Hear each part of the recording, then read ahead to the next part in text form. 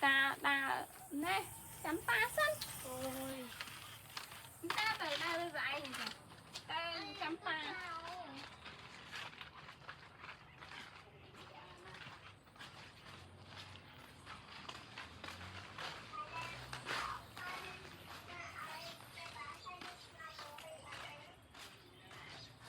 thơ mừng cô quạt mèn hả? Thơ mừng cô quạt đấy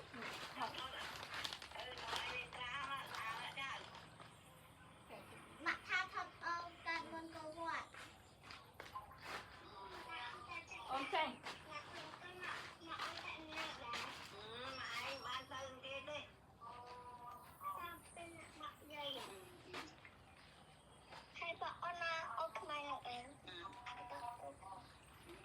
riêng này hơi có bông trà đấy mình mà chỉnh được đấy Tài ơi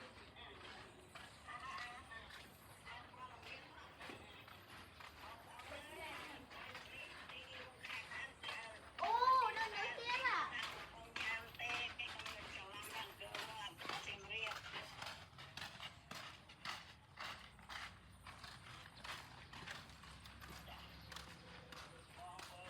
ô ô lần xa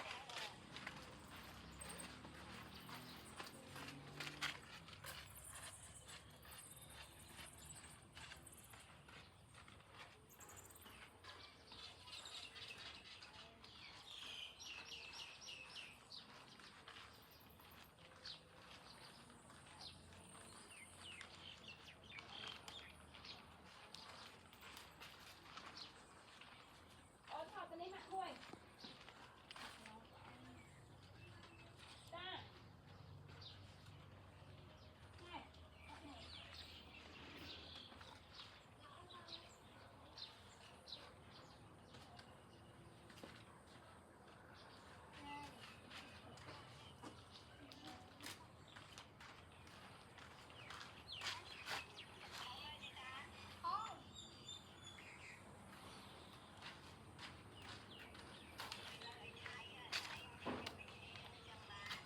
thọ cái thịt đang chạm ông quỳnh á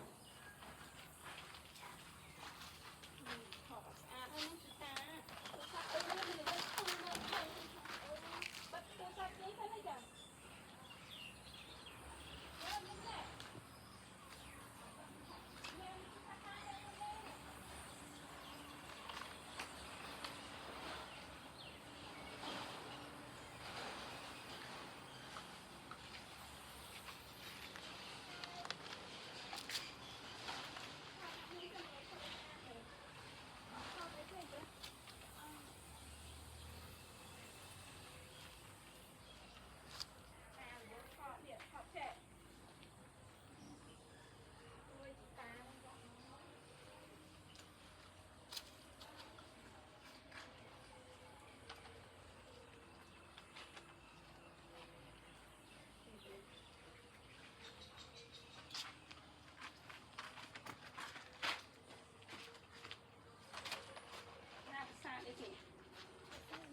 sạt nó có bài chay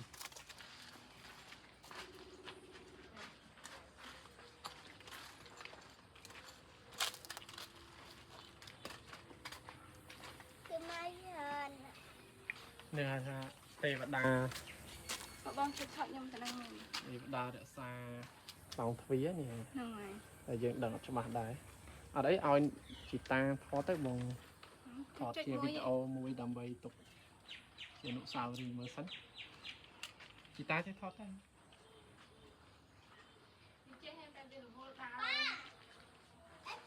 bát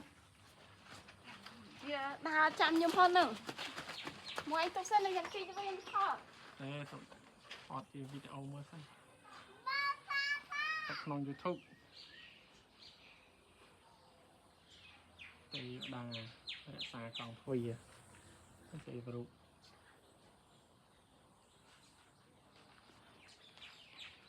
thấy rẻ mà sạch mai thì đám vô mỏ bài kiếm một thôi chỉ còn phải thôi chỉ là bong cà phê và sàn tại đó tôi muốn gọi rồi tàu nữa tra ម្ដុំហើយដាក់ស្មើគ្នាល្អណាកាត់ស្មើគ្នាយកមកត្រួតគ្នាធ្វើជាកំផែងការពារប្រាសាទ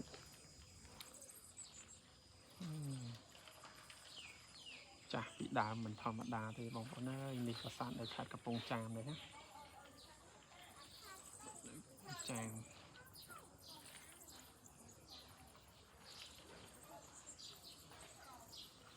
និយាយទៅប្រាសាទខ្មែរយើងព្រះមហាក្សត្រក៏ដូចជារាជសម័យនោះសាមគ្គីគ្នាណាមើលប្រាសាទសុទ្ធតែថ្មសុទ្ធតែម្ដងយកទៅបតើចេញជារូបរាងសាទមកគឺថាមិនធម្មតាទៅក្រោមនៅក្រៅគេធ្វើបន្ទប់តាមដូចទៅកន្លែងចាន់នោះអញថតមើលទៅអនុស្សាវរីយ៍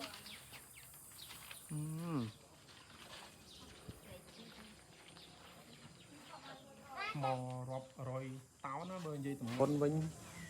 ហើយកាត់ស្មើគ្នាប៉ិនគ្នាមើលហើយយកមកតម្រៀបធ្វើជាខឿនចឹងមក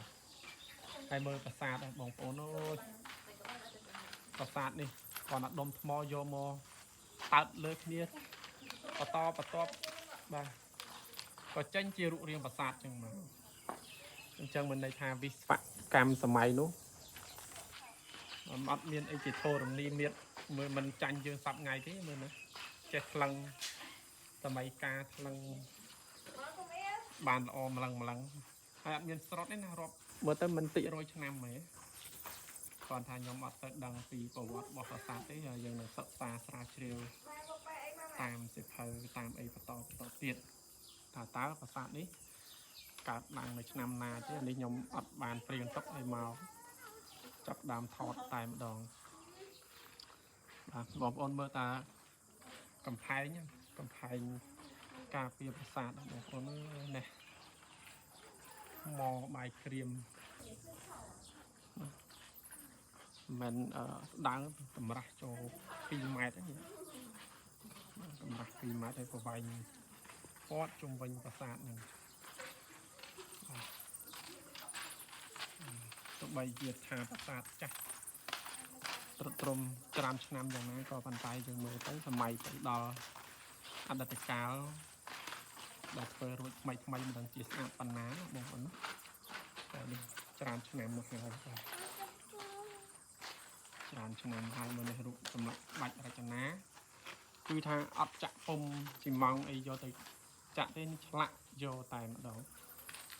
ឆ្លាក់លើថ្មហ្នឹងចេញជារូបរាងជាអប្សរាអញ្ចឹងមកស្រស់ស្អាតតែចុះហើយមើលក្បាច់រចនានេះ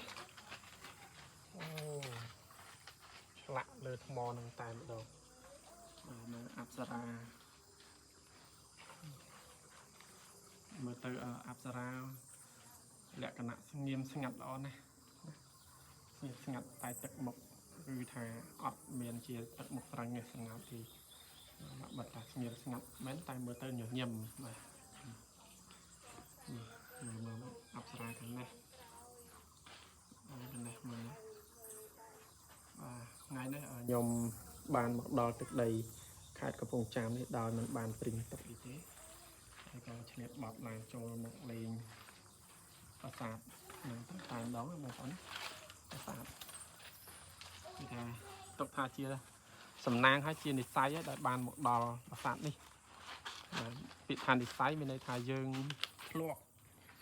និស័យយើងអាចនិយាយថាធ្លាប់បានជួបពីមុនមកមិនដឹងជាតិណាមួយណាអ្នកមាននិស័យមានន័យថាយើងធ្លាប់មានអនុស្សាវរីយ៍អីនៅតំបន់ហ្នឹងហើយបានជាយើងបានមកដល់ទឹកដីហ្នឹងបើគេនិយាយថាបើជានិស័យមានន័យថាយើងអត់មានធ្លាប់អនុស្សាវរីយ៍អត់មានបង្កើតអនុស្សាវរីយ៍អីនៅទីនេះទេ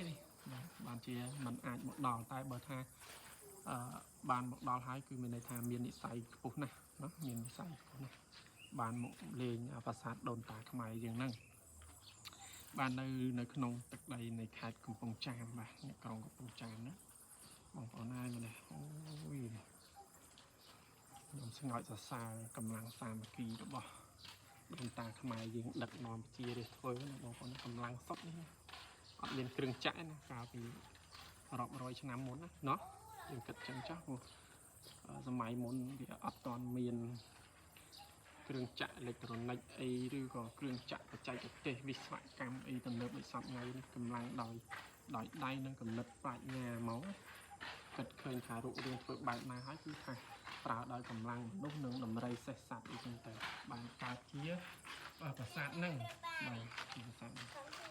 បាទបងប្អូនណាដោយសារតែពេលវេលាខ្លីហើយខ្ញុំត្រូវវិលត្រឡប់ទៅខេត្តកំពង់ចាមវិញហើយវីដេអូហ្នឹងមានតែប៉ុណ្្នឹងទេណាបងប្អូនណាជាចុងក្រោយសូមអធិស្ឋានទៅផងណាដល់ការអធិប្បាយឬក៏ថតទៅមិនពេញចិត្តបងប្អូនចំណុចណាមួយសូមអធិស្ឋានផងហើយបើសិនជាបងប្អូនពេញចិត្តក្នុងការថតវីដេអូរបស់ខ្ញុំនេះសូមជួយឲ្យ like share ឬក៏ comment លើកទឹកចិត្តដល់អ្នកថតផងបាទខ្ញុំមានតែប៉ុណ្្នឹងទេសូមអរគុណច្រើនសូមគោរពចំណាយសូមអរគុណ